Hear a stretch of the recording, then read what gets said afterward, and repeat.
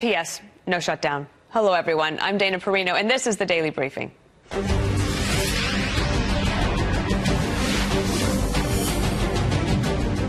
The president bypassing Congress, saying he expects legal challenges, adding that national emergencies are nothing new. NYU's Brennan Center finding President Clinton declared 17 national emergencies, President George W. Bush 13, and President Obama 12.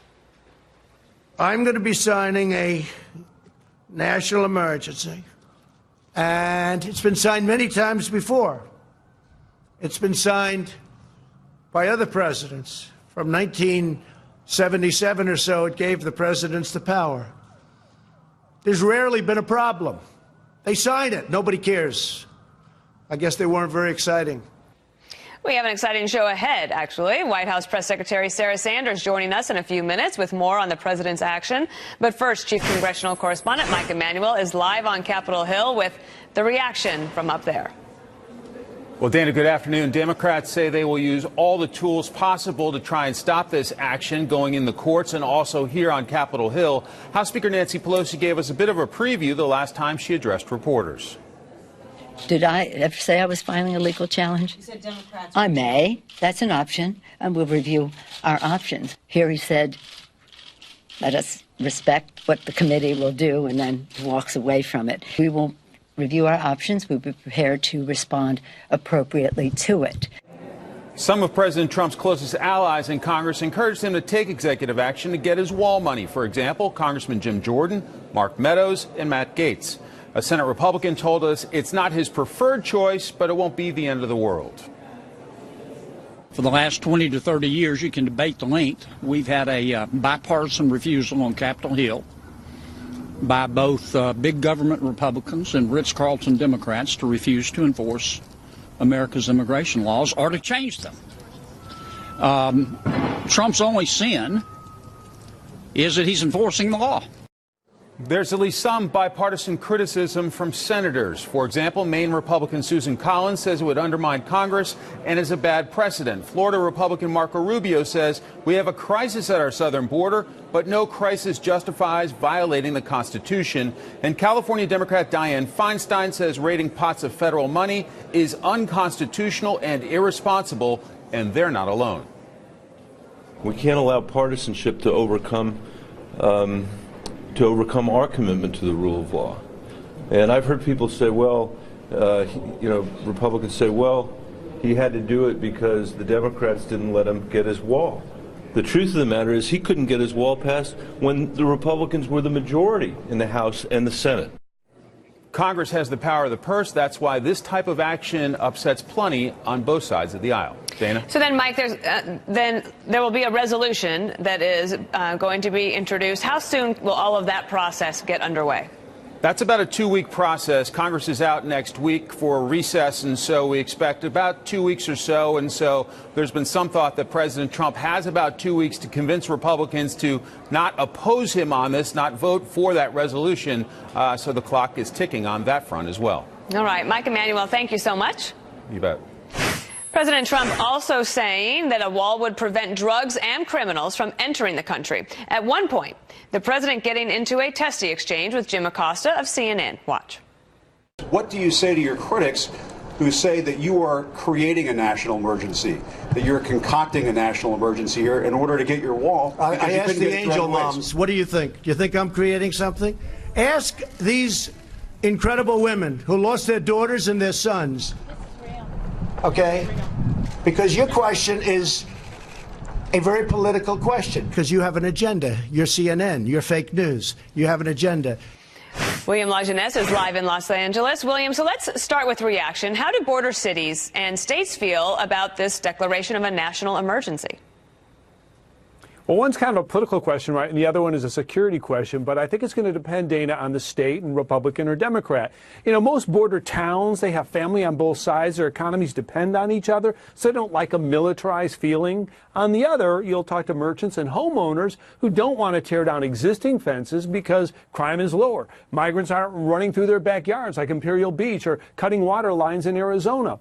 Also, cities don't want to see thousands of asylum seekers showing up at their bus stations, which, of course, is why San Diego just yesterday or the day before sued the administration because too many migrants are getting released and they have to take care of them. Now, Governor Gavin Newsom has just released his statement moments ago, and I'm going to quote, President Trump is manufacturing a crisis and declaring a made-up national emergency in order to seize power and subvert the Constitution. This emergency is a national disgrace, and blame lies solely at his feet.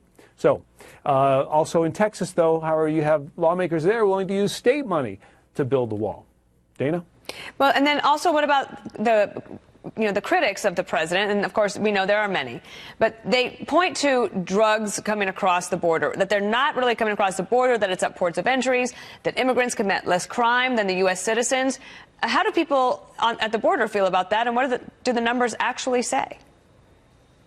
Well, let's talk about, first of all, the drugs. It wasn't always that way. Experts will tell you one of the reasons you see more drugs at the ports of entry is because of enforcement between the ports, right? Since 98-2000, the U.S. put in 650 miles of fence, including 300 miles of vehicle barrier. Why? Because the cartels were running vast loads of drugs over the border in vehicles, vans, pickups, SUVs. In 2004, Yuma saw 2,700 vehicles cross loaded with people and drugs after they built the fence. That fell to 27. Now, it's true you have more high-value drugs today, coke, heroin, meth, fentanyl, coming through the ports, 60% California. Pot's dropped off the map altogether.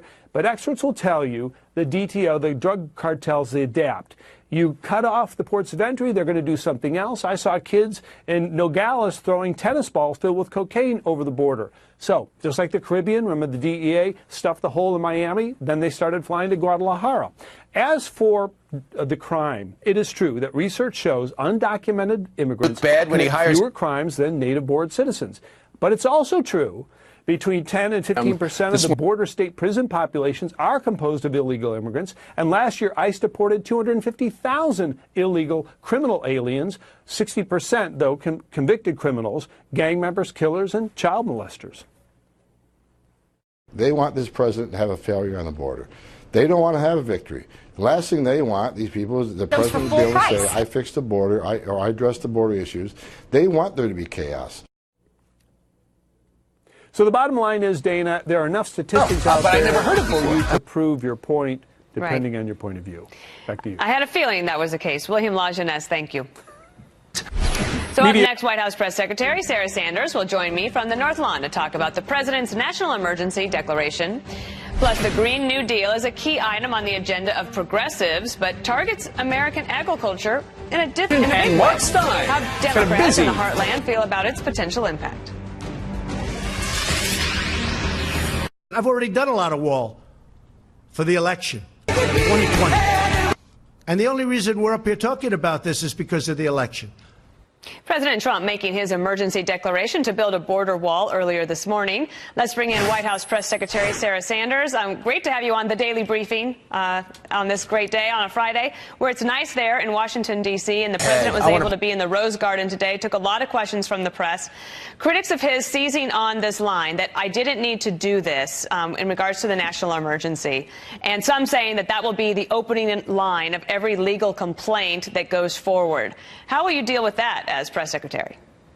Look, I think the biggest thing is that he shouldn't have to do this. Congress should have stepped up and done their jobs and done everything necessary to fully and safely secure the border. The president could have waited and he could have drugged this out. The bill allows for 55 new miles of wall, which is a great step forward, and it is certainly a down payment on the wall, but it doesn't finish the job. And the president is somebody who wants to complete the job, he wants to finish the job, and he wants to stop illegal immigrants and drugs and trafficking from coming across the border. And he knows that you have to have a wall in order to do that. He doesn't want to drag this out over the course of the next several years. He wants to get the funding now so we can stop this national security and humanitarian crisis at the border and take care of it. I was remembering, of course, people have played the clip that President Trump was quite critical of President Obama years ago, but I wondered if he's found, now that he's in the Oval Office, he's realized that working with Congress is kind of a pain in the rear, and they might have something in common now. I'm sure that they can probably find a little bit of common ground in the fact that Congress can certainly be difficult to work with. But the difference between President Trump and President Obama is apples and oranges. What President Obama did in 2014 was he completely ignored the Constitution. He violated federal law by opening up the borders, by having mass amnesty, and even providing benefits to illegal immigrants. What the president is doing is actually fulfilling his constitutional duty, fulfilling the oath that he took as president of the United States to protect the people of this country, to secure our country. And there's a very big difference between what the two actions these individuals have done. They're actually opposite when you compare them, and so it's just totally different circumstances. What about the concern from some that say that this could set a terrible precedent in the future? And I thought of former Senator Harry Reid, who basically used the nuclear option on confirmations, and that has led to President Trump being able to confirm two very conservative Supreme Court nominees, and there's a legacy issue there. Any concern on that point? I think the president is going to have an incredible legacy. He's had an amazing 2 years already, historic first 2 years in office, and I think his next 6 years are going to be equally impactful. And I think that the two Supreme Court justices are something that are going to be one of the biggest and best parts of the president's legacy, and certainly one of the most lasting, and something he should never apologize for is pushing forward. The sad part is that he had to do that. He shouldn't have to do that in order to put people. He is the duly elected president of the United States. 63 million Americans came out and supported him and said, I want this person, this man, to choose who the next Supreme Court justice is, who the federal judges are. I want this person to be able to make decisions and impact the day-to-day life of these people. I totally get it. I was just, my point only was that Harry Reid had made a decision that now has come back to bite the Democrats, and they have to deal with that. I also wanted to ask you about this because I thought it was very interesting the way the president answered a question about conservatives having, I think, perhaps over-exaggerated influence on the president. This just in from Ann Coulter. This is a tweet from her just now, about an hour ago. She says, this is not Paul Ryan's fault. It's not Mitch McConnell's fault. Trump ran against the GOP and won. Responsibility is 100% his. Do you think the media over-exaggerates the influence that somebody like Ann Coulter has on the White House? I don't think Ann Coulter has any influence over this White House or influence over much of anything, to be honest. I don't think she did before the president became the president, and I don't think she does now. I just don't see her as being an influential voice in this country, and certainly not one in this building. Does the president have a plan to deal with the difficulties that eminent domain could put in front of him as this national emergency goes forward, tries to build the wall? There's a lot of private citizens there, a lot of private property. Does he have a plan for that? Certainly, he's going to continue working with the Department of Justice, Department of Defense, as well as White House counsel, who will be handling those issues. We feel very comfortable about where we are. And again, we know that the president certainly has the constitutional authority to make this type of declaration, and we feel very good about where we are in the process. Take a listen to what the president said. Of course, you were there, but I just want to play it for the viewers about drugs and the death penalty. I'm sorry, I missed the last part. Our criminalist, a drug dealer, gets a thing called, how about a fine? And when I asked President Xi, I said, do you have a drug problem? No, no, no. I said, you have 1.4 billion people. What do you mean you have no drug problem? No, we don't have a drug problem. I said, why? Death penalty. Okay, so the president just did a pretty amazing thing with the First Step Act, and that was helping a lot of people in our country be able to resolve their problems with the justice system because of drug penalties that they had to pay. Is the president actually going to put forward anything that would change our laws on this issue? Legislation or executive action the president would take on that front. I think the point he's making is that we have to be tough. We can't allow people who bring in mass quantities of things like fentanyl who can wipe out an entire community. They picked up at the border just within the last few weeks enough fentanyl that would kill 50 million Americans. I mean, that is an unbelievable just travesty in the fact that those people are allowed to go free in some cases or not be able to be detained for long stretches stretches of time. I think that type of thing is something the president wants to look at, and he certainly wants to be tough on those people. Can I do one other question, not about the national emergency? I want to ask you about Amazon. New York, that's President Trump's home state. Amazon was going to bring 25,000 jobs to Long Island City. They decided to pull out of that yesterday. Governor Cuomo blamed Mayor de Blasio. Amazon blamed unnamed politicians. New York looks like it's hostile to big business coming in and creating jobs. Does the president have a view on this? Look, I haven't spoken with him directly about that process. I know the president is somebody who loves companies who are creating jobs, and that's certainly a good thing. He's created an environment that has made that possible, which is why we've seen such a massive influx in the number of people that have gone back to work, and we have now more jobs open for people who actually want to work than we've had in decades.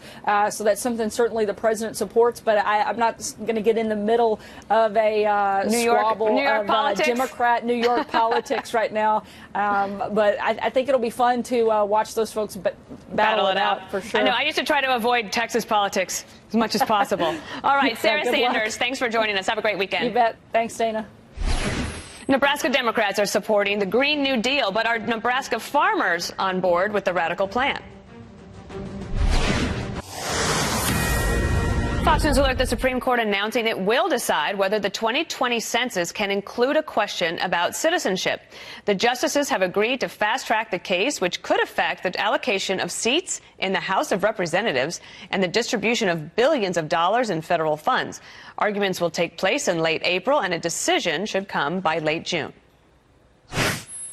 We're declaring it for virtual invasion purposes, drugs, traffickers, and gangs. And one of the things, just to finish, we have removed thousands of MS-13 gang monsters. Thousands. They're out of this country. We take them out by the thousands, and they are monsters. New reaction now to President Trump's declaration of a national emergency along the southern border. Jane Kleeb is chair of the Nebraska Democratic Party, and I'm glad that you could join me today. Jane, your thoughts about the president's decision today? Is it dismay? Do you plan to fight it? What are your thoughts? You know, the Democrats are clearly prepared to fight this in the courts. I think one of the big concerns is that this is a big idea coming from Trump, that we need to build a much longer wall along the border. That should be debated in Congress, and the decision on how to fund it is actually in the hands of Congress, not in the hands of President Trump. And he had 2 years where he had full control over Congress. He did not get this proposal through. So I think it's a bad idea to go down this road where you just get to declare a national emergency for something that you want done. But in this debate, I do have a question about this, because yesterday, one of the possible candidates for the Democrats in 2020, Beto O'Rourke, he's doing an interview in which he basically says he would tear down even the existing walls. Do you fear that Democrats are walking into the situation where they're going to be labeled as a party that just wants open borders? It's clear that you need to secure our borders, and I think you have to do that with lots of different layers of security. Some of that may be fencing and walls. Some of that's clearly new technology that the border security has developed. Some of it is our military and our police. So it has to be a combination of things. What it can't be is one person saying, this is what I want. I'm not going to go through the normal process of debate and normal process of funding, and I'm just going to do whatever I decide to do. All right. Well, we'll move on to this. I wanted to talk to you about the Green New Deal. Of course, you know, I come from your part of the world. Of course, you're in D.C. today, but we're both from the Midwest. I'm from Wyoming. You're from Nebraska.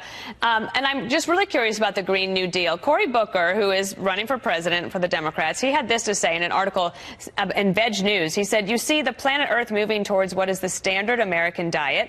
We've seen this massive increase in consumption of meat produced by the industrial animal agricultural industry. The tragic reality is this planet simply can't sustain billions of people consuming industrial produced animal agriculture because of environmental impact.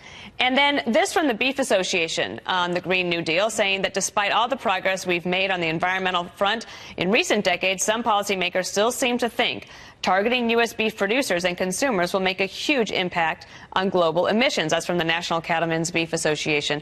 Your thoughts on how the Green New Deal that was signed off on by somebody from Massachusetts and somebody from New York might affect Democrats trying to run across the country?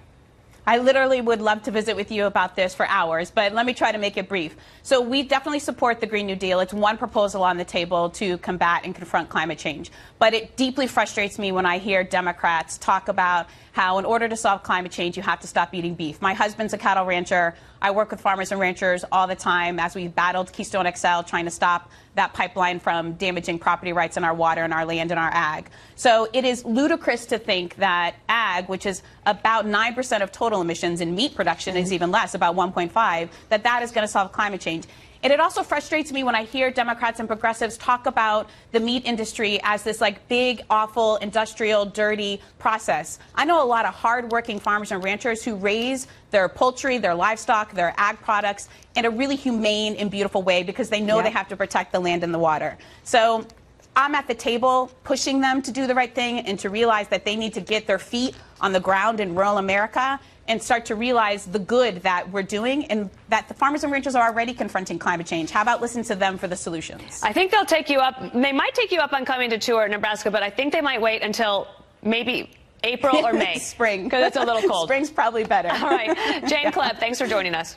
Thanks. Police making 2 arrests in the Jussie Smollett attack case. Why there are still more questions than answers. Plus, Amazon backing out of a deal to build a second headquarters in New York City and create 25,000 jobs in the process. So, why are some local lawmakers so happy? Just because some people own property and want to make more money, it's important to fight for men and women who want to organize and fight to form a union in this city and in this country. Well, they are trying to reassure their allies that even if that goes ahead, it will be tempered with other measures. And indeed, today in Munich, Acting Defense Secretary spoke out and said that they would chase down any ISIS remnants. We will maintain our counterterrorism capabilities in the region, and we will continue to support our local partners' ability to stand up to the remnants of ISIS. Amazon pulling the plug on its planned New York City headquarters. And with that, some 25,000 potential jobs will not be created in Queens. The decision being slammed by the state's Democratic governor, but hailed as an anti-corporate victory by some of the more progressives of the party. Christina Partsinevelos is at the site where Amazon HQ2 would have been located. Quiet there today, Christina? It's actually very, very quiet, even when it comes to pedestrians, because I'm trying to get some comments from people. But overall, most of the comments we've been getting today have to do from local politicians and the fact that they were excluded, left in the dark when it came to negotiations. You had Governor Andrew Cuomo of New York. You also had Mayor de Blasio together negotiating with Amazon. This was over a 2-year period. And the problem, and I spoke to Councilman Williams from Brooklyn, he said the problem was that local politicians were kept out of those negotiations. Listen in. We should all be saddened because we lost a great opportunity to have a discussion about jobs and about economic development. That is the fault of Bezos, the governor, and the mayor. It's not the fault of the people who were not brought to the table to begin with, and once they found out, realized it was a bad deal, and said, let's start asking some questions, the questions that should have been asked before. And some of those unanswered questions, according to the councilman, were the fact that where are these employees going to come from? Are you promising to hire locally, or are we going to expect a slew of people coming from abroad or Silicon Valley to start working here? Again, the salary, we talk about $150,000 being the average range, but does that mean you're going to pay a few people, a few lucky people, more than $500,000, $600,000, close to $1 million, and the rest get a lower salary, especially within the New York area when it's so expensive to live here already? And then the third point, too, has to do with local housing. The councilman said that the area was designated for local housing, and Amazon didn't want to talk about that. So we have a lot of Americans watching right now wondering, hey, this is about New York. What about me? This opportunity that can be distributed across the country now because Amazon has said that they're going to continue hiring. They're going ahead with Northern Virginia. They're going ahead with hiring in Nashville, Tennessee, and possibly other locations, but no word about the search for a second headquarters. Back to you, Dana. All right, Christina, thank you. Some local business owners also expressed their anger with the push to drive Amazon out of the city. Watch this. Go down to the actual site and see what basically we're left with now. Look, I mean, just turn your cameras that way to the Ryder truck parking lot, the bombed out cars in our neighborhood. This is not Shangri-La over here. We needed this over here. We needed this. My big question is the city going to follow through on infrastructure for Long Island City? I know 2 days before the deal, there was an announcement that we'd get new sewers, subways. Sounded good. So without Amazon, I'm hoping the city still follows through on their promises. Now let's bring in Tyrus, a Fox News contributor and the co-host of UnPC on Fox Nation. Take a listen to this. This is a state senator of New York who is basically doing a victory lap about killing this deal. Watch. This is a very dangerous moment in our history where big corporations think they have the power to tell governments what they should be doing. This is robber baron stuff. We turned away from it a century ago, and we shouldn't go back to it now. All right, Tyrus, how do you see it? I don't know what he was talking about. This was literally one of the dumbest moves I've ever seen. $3 billion is what they're complaining about because they have incentives and tax subsidies for Amazon. You're going to spend $3 billion to get $27 billion in tax. You could have used that money to supposedly get yours, because one of the arguments was this money should be going to schools and stuff. Bruh, it wasn't going to schools and stuff in the first place. Like this. The Democrats. Yeah, it's like they think they were like this magic pot of $3 billion. That's not the case. Blatant obstruction. This is the world we live in now, where fake economics makes more sense than like literally. Well, if we give money for that, we lose money. You spend money to make money. It's not. You don't give a dollar, you lose a dollar. Tell me about your experience in Louisiana and why you ended up in New Orleans in the first place. Well, I moved to New Orleans because, well, one of the reasons besides the awesome family, the second was because of acting, because that's where all the work was, because they had the tax incentives for Hollywood to do their movies in New Orleans. They got a great tax break, which then led to a great economy and a lot of jobs and new jobs and opportunities for not just the citizens of New Orleans, but also for people all around the country. They were getting business. Mom and pop shops are doing well because there's more people in town. There's more tourism's up. People are coming to see what New Orleans is all about now. You know, people want to eat. It was the new Hollywood for a while. It was very exciting. What happened?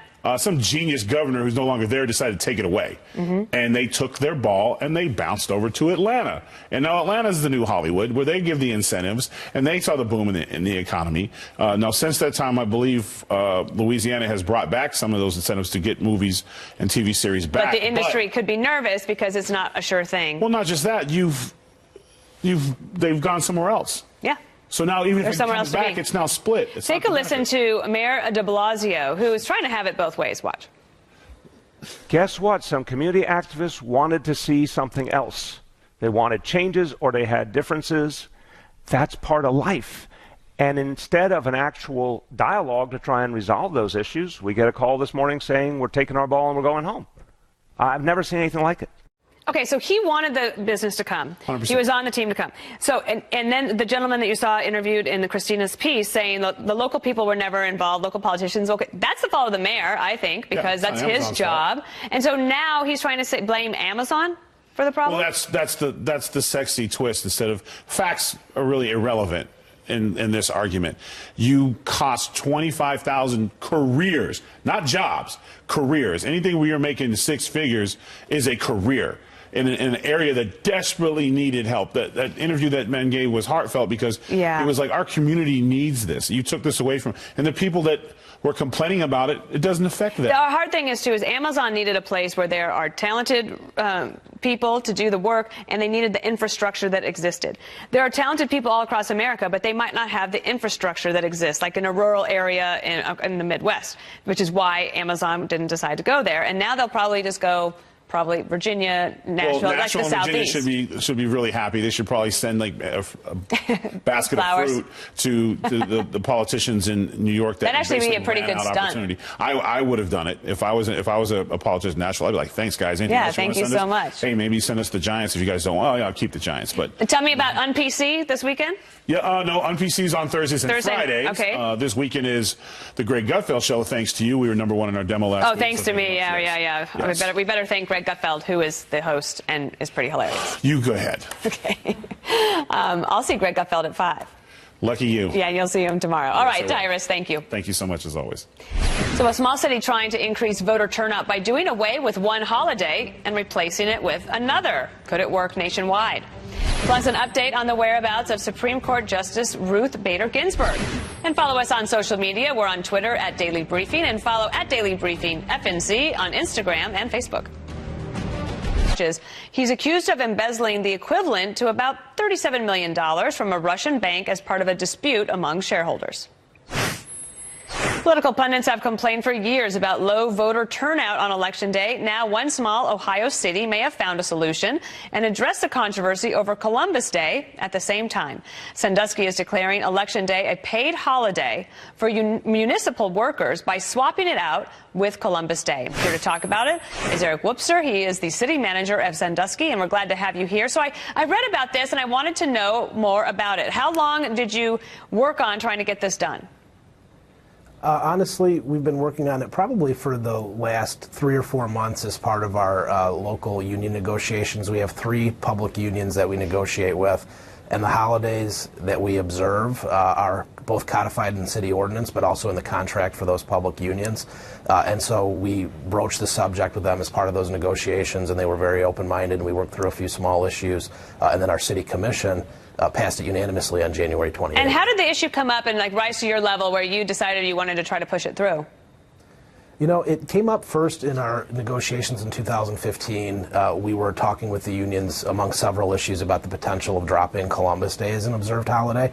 And ultimately, we decided quickly in that round of negotiations not to go forward with that. But then when we were planning this year, and there was so much talk about democracy and how to increase voter turnout and just to eliminate any barriers to voting for citizens, that we thought maybe we'd raise the Columbus Day issue again. But then this time, as opposed to just dropping that, to add in Election Day.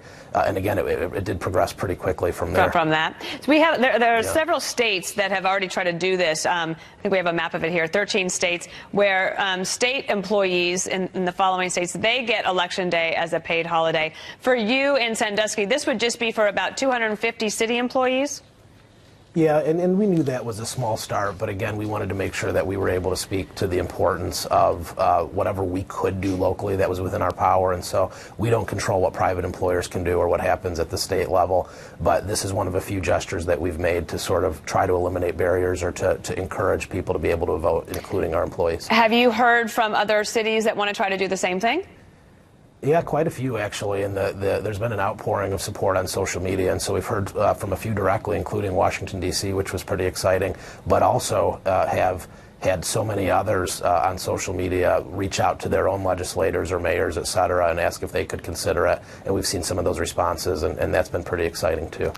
Now, do you think, I mean, I guess no way really to tell until it happens, but do you think that voter turnout, at least in Sandusky, will increase because of this?